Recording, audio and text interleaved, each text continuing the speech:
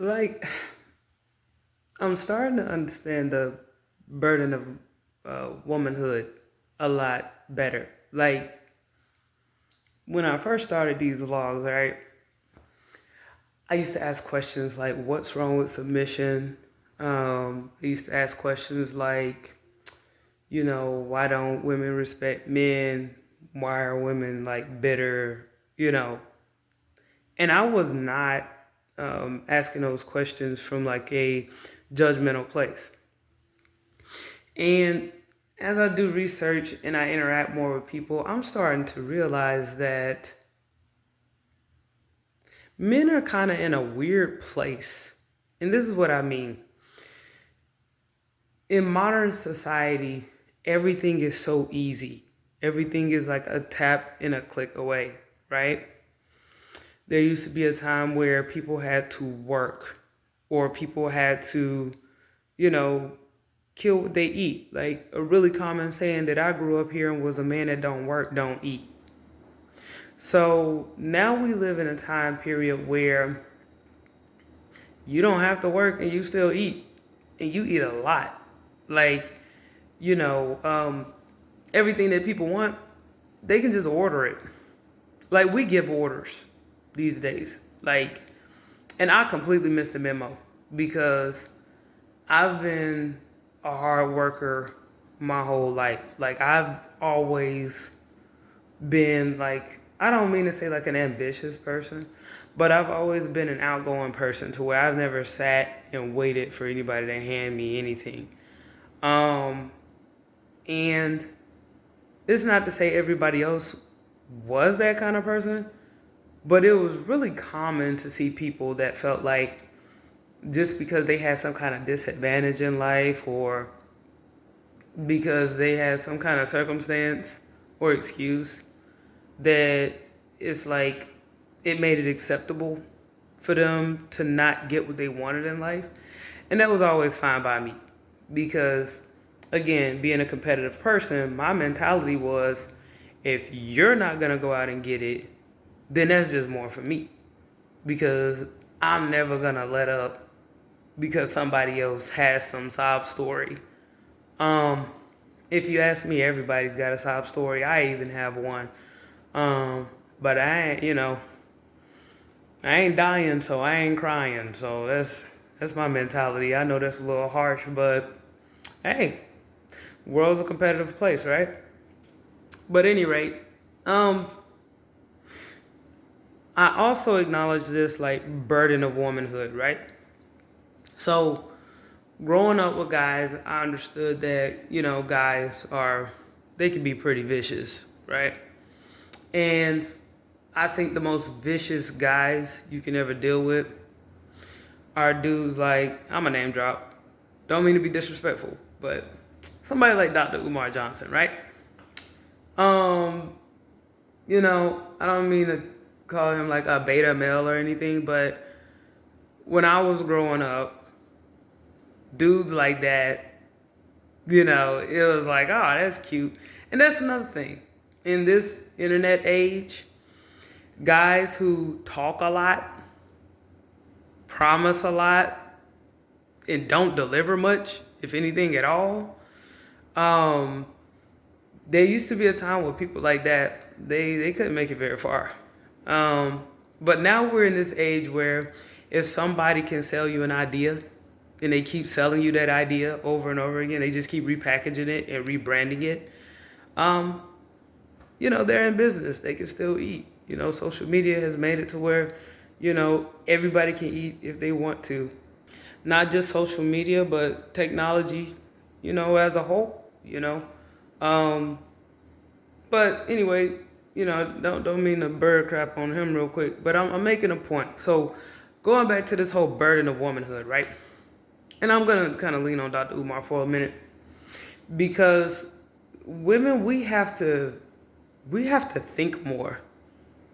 Like we have to really process things. Like I know there used to be a time where, they say traditional where, you know, I just call it correct, but your dad helped you vet and choose a man, and then for whatever reason your dad ain't there, at least you had like brothers. And then if your brothers are not there, then you have like cousins or some kind of male figure, a grandfather, something.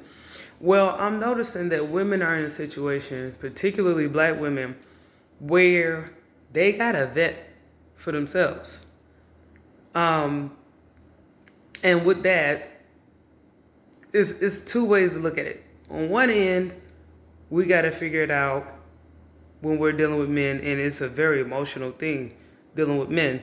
So you got to deal with your emotions, and you got to deal with the fact that you know better.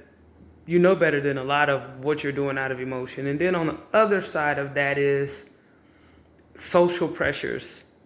And again, I'm going to lean on Umar because I think he's the perfect person to lean on, because I saw a video of him, like a clip, talking about why he never married his baby mamas. And he said that, and I'm paraphrasing, after he got them pregnant, red flag number one, we should live together, red flag number two, and accused both baby mamas of being arrogant for, thinking that, they should get married or, at the very least require a marriage.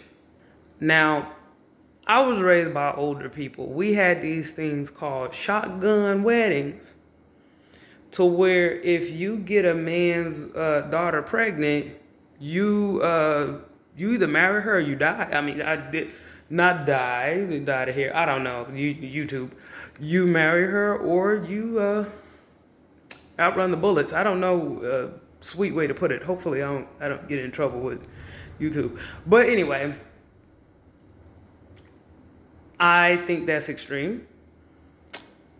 But I get it, because okay, there are so many parts of that like, for a man to be like, I got this woman pregnant, now let's move in together.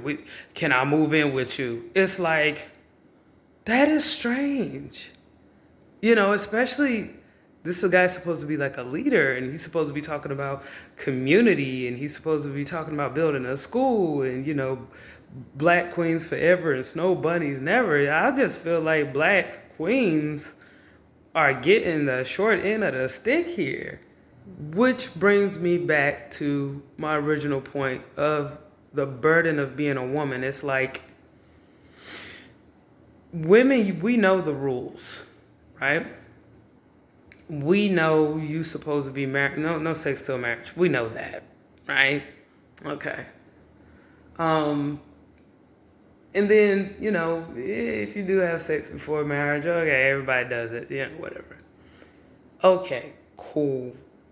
But then you also got to think about, what if you mess around and have a baby? Okay, now you got to think about abortion. Now you got to think about like birth control. Or even if you're proactive before that, use protection, right? Okay, whatever. You got to think about all these different things. But that whole urge to want to be with somebody, and then also, like, a lot of guys, they overpromise and they underdeliver. You guys speak out of emotion a lot when they're in love, right? We're all human.